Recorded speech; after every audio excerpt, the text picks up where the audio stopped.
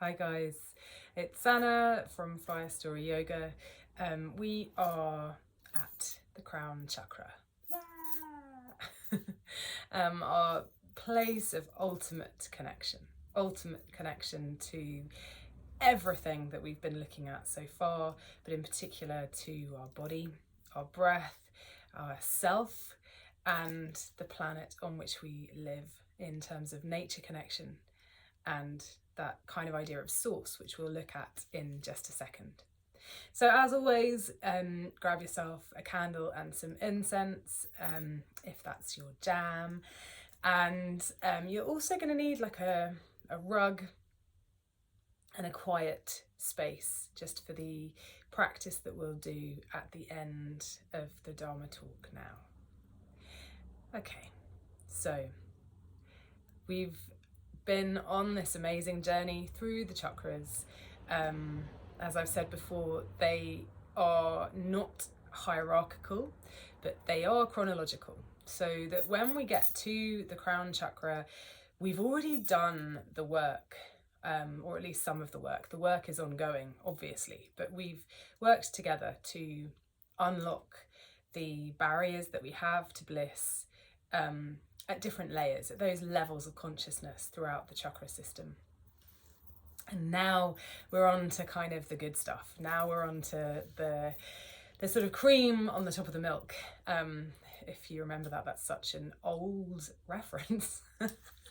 Jeez. Anyway, this is the bit where we are fully connected. It's the place where we want to hang out all of the time. And I hope that I've given you the beginnings of a spiritual toolkit now to know that that connection is always available to you. You are always able to plug in and listen to your conscious self, become consciously aware of what's going on with your ego and with those traps and the barriers and the blockages. Do some of the practices that we've done together to unlock them, unlock those spaces to essentially become that lighter, sort of more blissful, joyful, joyous self. So what is this connection then? It's connection to your body through our yoga practice, becoming consciously aware of where we have tension in the body. It's connection to your breath, using breath practices to override the chatter of the mind, like the Ujjayi breath work we've done before, the warrior breath, the victory breath. It's also to the self, that idea that we've talked about of between the self and the higher self, the bit of you that is kind of in each and every living thing around you. And when we start to see sameness, when we start to see ourselves in other people, when we start to see with compassionate eyes and kind eyes, then we know we're leaning towards the light, and we are aware that we are all part of the same wheel. We are all one in that sense. And there is that piece of you that is longing to feel that connection, to source, to the universe, to nature, to the planet on which you live. And that's why when we see something like an incredible sunset or something in nature that's kind of beyond our conscious ability to comprehend what has just happened, the birth of a child, like I said, a sort of arresting sunset or a sunrise where we're just like, what? The full moon in the sky shining bright alongside the planets. That's when we realize our integral connection with the universe and with the nature and the planet around us. And we realize that actually it's that is sustaining us. It's that's literally breathing life into us and enabling us to be alive. So, how can we sustain this feeling of blissful connection?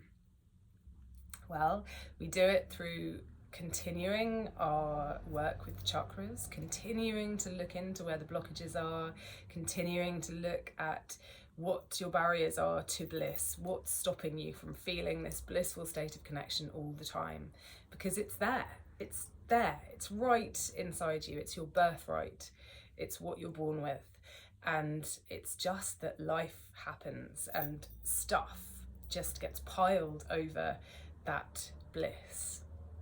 And we just have to get the stuff out of the way. We've got to do the work, looking at the levels of consciousness, get away the blockages, and keep on trying to strive for our connection all the time. So it's through doing continued work with the chakras and a daily practice, a daily yoga practice to loosen off, to release that tension. And the wonderful thing about yoga is that it works without you knowing it's working. It just does. It does its thing. And if you commit to it, it will make you feel better, make you feel that sense of bliss. And we can obviously look at, meditation and breath work is all part of kind of yoga for me. But that nature connection, allowing ourselves to be in nature as much as we can, to really see it and feel it and use your senses to witness the magic of nature around you. And then you realise just how connected we are to it. So that's your spiritual toolkit. That's it. That's what you need. That's all you really need to be able to connect to your body, your breath, yourself, and the planet on which you live through nature connection. This level of consciousness here at the Crown Chakra is also about that idea of connecting with all of you. So that kind of idea of surrendering to the moment, surrendering to the moment of your loved ones, being in their company and properly being with them, 100% in that moment with them. We can do that as well by connecting to the world around us, which I've just said, using your senses to fully engage with the moment and check in with yourself, what am I seeing? I'm really looking, what am I feeling, as in with your sense of touch, what am I hearing, what am I smelling, all of those things, really, really important. And then we know that even though it is our job as a yogi to stand on our own 2 feet and to go through this life knowing that we are awesomely okay and we are able to be as one with ourselves and with the rest of the planet, there is that thing of knowing that you are never alone, because even in your loneliest, darkest, most alone times, you always have this connection, this oneness with all that is. So for that, we should be grateful. And I thought, how better to end this this session with the Crown Chakra now than to do a little gratitude practice, a little gratitude meditation, just to bring about a sense of calm, surrender and thanks to this amazing blissful connection that we are able to create for ourselves. Okay, so come to Shavasana on your mat. So I want you to lie on your back.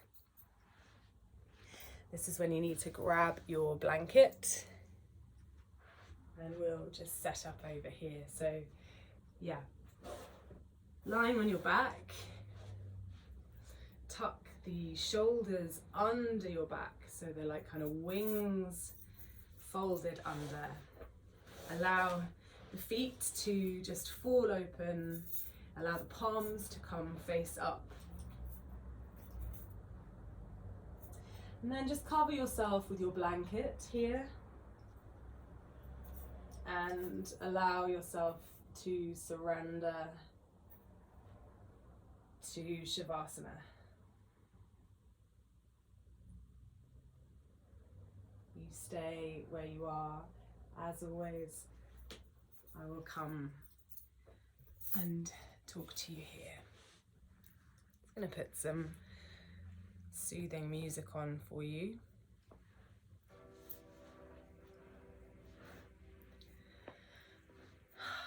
Tune in to the breath.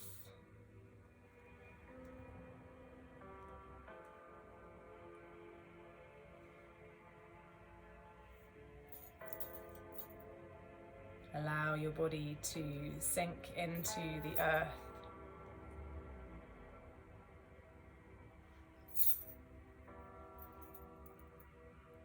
Know that you are fully supported, fully held, and fully loved.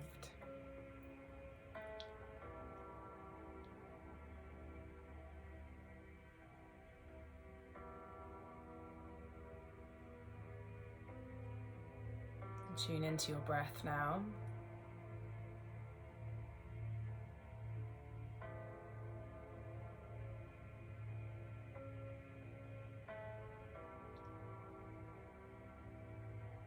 With the next inhale, I want you to see the face of someone, anyone who comes to mind. Try not to censor.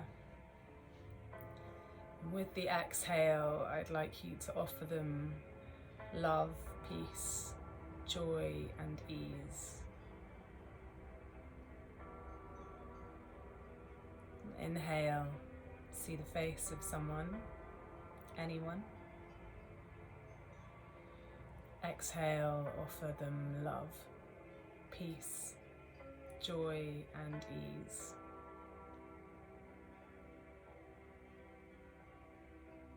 Inhale, see the face of someone. You don't have to know this person.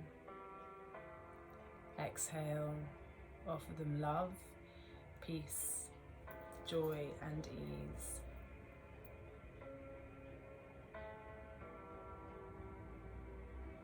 Continue this now, allowing whoever comes into your mind to be there with the inhale, and send them love, peace, joy, and ease on the exhale.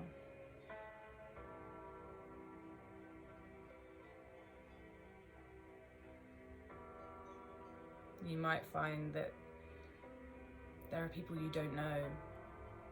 You might find there are people you don't like. Just let them come. Let the people queue up for your gratitude and your love and your blessings.